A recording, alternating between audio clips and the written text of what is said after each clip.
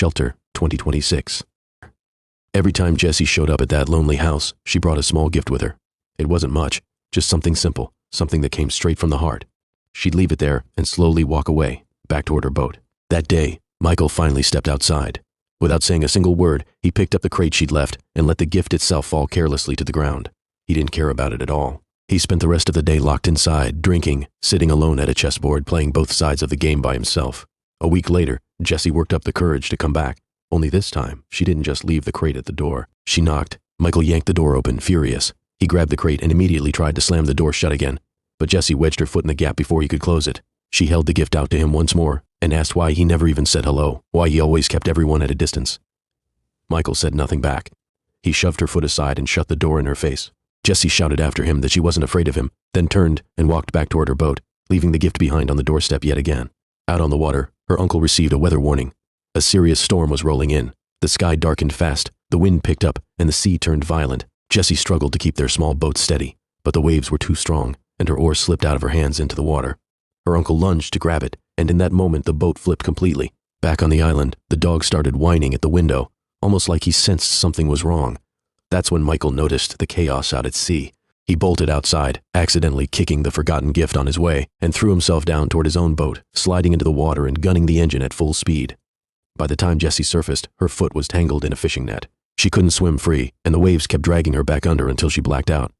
Without hesitating, Michael dove straight into the sea, cut her loose from the net, and pulled her free. He tried to reach her uncle too, but it was already too late. He got Jessie onto his boat and immediately started CPR. After several tense moments, she finally coughed and started breathing again. That evening, Jessie woke up in Michael's bed. The first thing she asked about was her uncle. Michael told her gently but honestly what had happened, and she broke down crying. She stayed in bed the whole next day while Michael slept quietly on the couch. The following morning, he checked her ankle. It was swollen and cut up from the net. Jessie asked why he hadn't called the police, whether anyone even knew she was here. He simply told her to rest. Later, when he stepped out for water, she snapped and said she needed to go home, that her family would be looking for her. But Michael already knew the truth. Her mother had passed away, and her father had never even been part of her life. She had no family waiting for her. While Michael was outside, Jessie searched through his desk and found a knife, which she quickly hid under her pillow when she heard him coming back. That night she had a nightmare and woke up screaming. When Michael reached out to check on her, she instinctively grabbed the knife and pointed it right at him.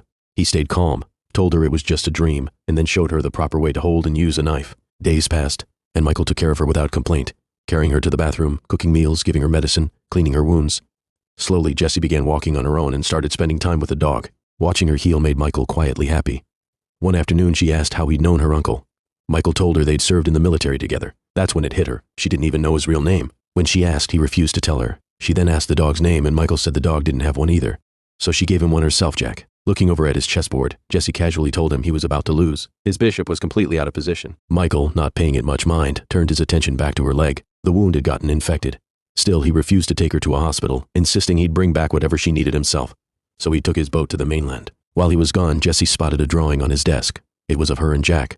Curious, she opened one of his drawers and discovered he had opened the gift she'd left him weeks earlier. Inside was a snow globe with a tiny lighthouse, the exact same lighthouse standing on their island. Meanwhile, across the water in London, a government meeting was underway, and a man named Manafort was being torn apart in front of everyone. He was the one running a surveillance system called Thea, a program capable of pulling data from every phone and camera across the UK. Manafort defended himself, insisting the system had stopped countless attacks and caught dozens of terrorists. Afterward, he was pulled aside for a private meeting with the Prime Minister, who turned off the recording devices before speaking. The Prime Minister laid it out plainly. Publicly, Manafort would be fired. He admitted the work had been effective, but the public wouldn't tolerate knowing their own government was watching them through their phones and cameras. So officially, he'd be removed, and a woman named Roberta would take over. But privately, away from everyone's eyes, he'd keep running Thea exactly as before. Manafort agreed to the arrangement. Back in Scotland, Michael visited a pharmacy, doing everything he could to stay off camera. He then ducked into a clothing store, grabbing an armful of clothes quickly to avoid being caught on film. But as he stepped back outside, a group of girls nearby were taking selfies, and his face ended up in the shot. The moment that photo hit the Thea database, an alert fired instantly. The system flagged him as an extremely dangerous terrorist. Roberta wasted no time and sent an assault team straight to the island. Back home, Michael properly bandaged Jessie's ankle, gave her medicine and something sweet, and handed her fresh clothes that fit perfectly. That night, during dinner, he heard a sound outside. Looking through his binoculars, he saw a boat closing in on the island. He told Jessie to lock herself in the bathroom and stay silent, and she went in clutching the knife. Michael grabbed a blade of his own and headed out into the dark. As the soldiers made their way toward the house, Michael cut a rope, sending a massive boulder crashing down the hillside. A hidden net snapped up, catching one soldier and dragging him into the water. Michael then flipped on an intensely bright light, blinding the others, who were still wearing night vision goggles. As they tore the goggles off and opened fire, Michael took off running with them chasing him. One soldier followed him up the hillside. Michael smashed a lantern over his head, then used a flare gun to set him on fire. A second soldier charged up after him. Michael stabbed him and shoved him back down the slope. Meanwhile, another soldier had made it inside the house, and Jack the dog lunged at him without hesitation. After a brutal struggle, the soldier shot Jack, killing him instantly. It all happened in a blur. The soldier then kicked down the bathroom door, easily wrestled the knife away from Jessie, grabbed both her arms and dragged her outside. Out by the garage, yet another soldier searched for Michael, sweeping his flashlight through the darkness. Michael stayed hidden until the man got close, then triggered another trap. A heavy iron hook swung down and tore straight through the soldier's body. He screamed, left dangling in the air, and Michael tied off the rope to keep him suspended before slipping back into the shadows. Moments later, a fresh soldier arrived. Michael jumped him immediately, wrestling away his weapon as the two grappled violently. He stabbed the man 3 times, but the soldier kept fighting back. He was incredibly strong. Finally, Michael grabbed a nearby oar and struck him hard across the head, dropping him to the ground. He pressed the oar against the man's throat and held it there until he stopped breathing entirely. That's when he heard it, Jesse's scream, sharp and full of terror. Michael grabbed the dead soldier's gun and sprinted outside. He shot her captor in the legs, dropping him instantly. Jesse scrambled out of the way, giving Michael a clean shot to finish off the last soldier standing. Getting a closer look, Michael noticed a tiny camera attached to one of the soldiers' uniforms. It had been recording everything. He collected all the equipment, told Jesse to wait, and went back inside. He found Jack lying still on the floor. He sat beside him, rested a hand on his head, and quietly apologized for not being able to save him. Then he made a phone call, telling whoever was on the other end that he was coming and had baggage with him. As soon as the call ended, he pulled the battery out of the phone so no one could trace the signal. He and Jesse climbed into the soldier's boat and left the island behind, disappearing into the darkness of the open sea. Not long after, Roberta learned her entire team had been wiped out. She immediately dispatched a special agent and ordered her people to dig up everything they could on Jesse's background. By morning, Michael and Jesse had made it to Scotland. Jesse noticed blood soaking through his clothes. His wound had reopened. He brushed it off, telling her not to worry, that he was fine. They moved carefully through the city, avoiding cameras at every turn, until they spotted a car they could use. The problem was, it belonged to someone else, and they had no keys. Michael quickly taught Jesse how to handle a gun, telling her to keep watch while he slipped into the nearby house to find the keys. Inside, a young child spotted him and panicked. The homeowner came rushing to the door and pointed a gun straight at Michael. The situation was spiraling fast, but Jesse stepped in with surprising nerve, forcing the man to treat Michael's wound instead of escalating things further. Around the same time, one of Roberta's technicians realized something didn't add up. The earlier terrorist profile had been fabricated. Someone had rigged the system so that whenever a specific face showed up on camera, it would trigger an alert and then automatically erase the code behind it. Digging deeper, the technician pulled up Michael's actual file. It said he had died in combat. Roberta realized immediately that someone was manipulating them into hunting down their own people. When the technician tried opening his mission file, the system reported it didn't exist at all. Then a 911 call came through from Scotland, a boy sobbing that a man and a woman had taken his father hostage. Roberta sent a new team out, along with the earlier agent she'd already dispatched. Manaforth, watching everything unfold through his software, was stunned to discover Michael was alive. The moment he learned Roberta was sending a specialized agent, he reached out to that agent first, a man named Workman, and told him this was strictly a black operation, that he answered only to Manaforth now. Workman, already loyal to him, agreed without hesitation. Manaforth gave the order, kill both Michael and Jesse. Back at the house, the homeowner finished treating Michael's injury. He wanted to leave, but police had already surrounded the property. His own son had called them in. Officers were under strict orders not to engage. But the second the homeowner ran toward the door to open it, Workman shot him dead on the spot. Michael managed to pull the boy back just in time, saving him from the same fate. Workman then opened fire on the police vehicles, tearing them apart, while Michael and Jesse slipped out through the back. 2 officers blocked their path. Michael took on both of them alone and knocked them out within seconds. A third officer appeared, and Michael dropped him with a single punch before grabbing his weapon. As more officers closed in, Michael used pepper spray and a taser to take them down one after another. The last officer didn't even bother fighting back. Michael simply took his car keys from him. They sped off in a stolen police car, clipping a few vehicles on the way out but managing to get clear. Roberta watched the entire chase unfold on camera, trying frantically to reach Workman, but he'd shut off his communications. Workman chased down the police car himself, ramming it repeatedly. Michael pushed the speed higher, and Workman fired at them. The window shattered, but neither of them was hurt. The ramming continued as both vehicles tore through forest roads. Michael suddenly cut a sharp turn, trying to throw Workman off, but Workman kept pace and slammed into them again. More gunfire followed, with Michael swerving hard to dodge the shots. He eased off the speed for a moment, and as Workman pulled up alongside him, Michael rammed his car hard from the side, flipping it and sending it off the road entirely. With that threat handled, he and Jesse kept driving until they found an abandoned construction site a few miles down, where Michael said they'd need to swap vehicles. Deep in the forest, Workman, still alive, dragged himself toward the road, where a police car and a civilian vehicle had set up a roadblock. Without hesitation, he shot the officer and forced the civilian to hand over their car. Back at headquarters, Roberta called Manafort directly and asked if he knew who Michael really was. He admitted that years earlier, he'd run a covert program called Black Kites, a group of elite off-the-books agents who carried out secret missions with no government record tying them to anything. Michael had been one of them, and one of the most talented. On one mission, he'd been sent to assassinate an intelligence officer in another country. Instead, he falsified his report and vanished. Manafort had always suspected Michael had switched sides. He told Roberta to use every resource she had to bring him down. Later, Roberta had her technician break into the Black Kite system, and the hidden files began surfacing. She learned that Michael had once helped an Iranian scientist escape, someone who'd handed over everything he knew about a nuclear program. His orders had been to kill the man afterward, but Michael refused to go back on his word.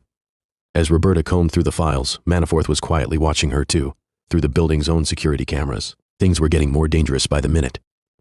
Sometime later, Jesse quietly asked Michael if he had any family. He answered flatly, no, none at all. He explained that he'd never wanted a wife or kids, because a family would only have made his already chaotic, dangerous life even harder. If he'd had people depending on him, the risks to their lives would have been unbearable. Jessie, clearly hurting, told him she'd have taken a hard life without hesitation if it meant getting her mother and her uncle back. Her eyes welled up as she said it. Then she reached into her bag and pulled out a folded piece of paper, the drawing she'd made of Jack. Softly, she told him, Jack was your real family. After more travel, the two reached the next city. They kept their heads down as they walked, trying to stay out of range of the security cameras, constantly scanning their surroundings. But a passing car with the dashcam caught their faces on film. Within minutes, Manafort had their exact location. He edited the footage himself, wiping Michael and Jesse out of the recording so no one else could see them, then sent the coordinates straight to Workman. Michael and Jesse ducked into a local church where Michael reunited with an old friend, Arthur. Without asking a single question, Arthur loaded them into his car and drove them out to his home, tucked deep in the woods far from the city. In the kitchen, Jesse noticed unusual medicine bottles and strips lying around, the kind she suspected used for something serious. Arthur told Michael that back when he'd left his government job, he'd actually helped build the Thea system, and he still had a copy of the software. When Michael had vanished years earlier, Arthur had quietly removed his photo from the system and swapped in some random man's face to protect him, though Manafort had later turned that innocent man into a fabricated terrorist instead. Michael asked Arthur to look after Jesse while he went to finish things once and for all. Arthur, visibly upset, refused. That's when Jesse blurted out that Arthur had cancer. She'd figured it out because he was taking the same medication her mother had taken before she died. Feeling like Michael was trying to abandon her, Jesse said she didn't want to be anyone's burden and that she'd leave quietly on her own. Arthur admitted he only had a few months left. Hearing that, Michael asked for the address of an old trafficker they'd once known. Arthur warned him the man was dangerous, but Michael said he had no other choice left. Just as they were about to leave, someone knocked on the door. It was Workman, and he opened fire immediately without warning. Michael dove behind furniture for cover. When Workman pushed into the room, Michael toppled a shelf onto him, and the two launched into a brutal, all-out brawl, smashing chairs, tables, and lamps as they fought, using whatever they could grab as weapons. At one point, a gun clattered to the floor. Both men were highly trained, so the fight dragged on and on. Eventually, Workman gained the upper hand and pinned Michael down, ready to finish him off. That's when Jesse grabbed the fallen gun and aimed it at Workman, ordering him to stop. He lunged at her instantly and wrenched the weapon away. In that split second, Michael snatched up a nearby nail gun and struck Workman with it repeatedly, then grabbed Jesse and ran. Workman opened fire behind them as they fled, but by the time he recovered, Michael and Jesse were already speeding away in Arthur's car. Manafort texted him asking if the job was finished. Workman answered simply, no. Manafort immediately told his assistant to get the full team ready. Once they reached the city, Arthur handed Michael a phone and went his separate way, leaving Michael and Jesse on their own again. Jesse asked to go with him to the next island. Michael turned her down, telling her he wanted her to have a better life than the one he could offer. Meanwhile, Roberta's technician informed her that someone was secretly using the Thea system without authorization, so they set a trap. In London, Michael deliberately let the cameras catch his face. He and Jesse headed to a nightclub, where a bouncer tried to stop them at the door. Michael beat him down until they were let inside. Manafort spotted their faces on camera and scrambled to trace their location, but the signal was blocked almost instantly. Roberta finally understood that Manafort was running his own private game behind her back. Inside, Michael and Jesse found the trafficker Kamal. He asked why he should even bother helping them. Michael reminded him that they both knew Kamal had been feeding information to Manafort for years, selling out people who had no idea he was the one who'd gotten them caught. If Michael got captured and let that secret slip, Kamal would be in serious trouble. Then, to prove his point, Michael deliberately showed his face to a nearby camera, guaranteeing agents would arrive at the club soon. With no other option, Kamal agreed to help. Within minutes, the papers were ready. Their boat would leave in 30 minutes. As they made their way out, Manafort's team had already arrived. Michael took down one man and shot him with his own gun, the noise swallowed by the loud music. He killed a second agent with a broken glass, but by the third kill, people around them started to notice. Michael and Jesse ran for the bathroom corridor, only to run straight into another agent, sparking a full shootout. Michael drew the enemy's fire away and pulled Jesse back into the main club, where a group of agents surrounded and began beating him. Jesse tried to help but was knocked down. Michael shot the man responsible, and the crowd erupted into panic, scattering in every direction. In the chaos, an agent seized the opportunity and grabbed Jesse. Michael called Arthur, who tracked the kidnapper through the city's security cameras, guiding Michael step by step. Just as Jesse was thrown into the back of a van, Roberta's team arrived and sealed off the road. Michael, assuming they were enemies too, fought his way through several soldiers to keep moving. When he finally reached the van, Manafort's remaining agents surrounded him, but he took them down one by one and got to Jesse. Workmen showed up just moments too late. By then, the two of them had already stolen a motorbike and disappeared. Down by a platform along the coast, Jesse broke into tears, refusing to leave without him. Then gunfire cracked through the air. Michael shoved her onto a boat and got her safely away before turning back to face Workman. The two exchanged gunfire until their ammunition ran dry, then dropped into a savage hand-to-hand fight, swinging pipes and chains at each other. Workman tried to choke him out, but Michael fought free, striking him again and again with the chain. Finally, he wrapped the chain around the pipe and brought it down on Workman's head with everything he had, ending it for good. Sometime later, inside his sprawling estate, Manafort glanced out the window and saw two of his guards lying dead on the ground. When he turned around, Michael was already standing in the room. The two exchanged words about the Black Kite program one last time, and then Michael raised his gun and shot him in the head. 3 months passed. In Spain, Jessie had built herself a new life. Roberta and her team kept watching from a distance, still holding on to the hope that Michael would one day resurface. Jessie sat in a small cafe reading a book when the surveillance camera shifted just enough that Roberta lost sight of her completely. A waitress walked over and handed Jessie a small bag. Inside was a single chess piece. Across the street stood Michael. He had finally come back for her.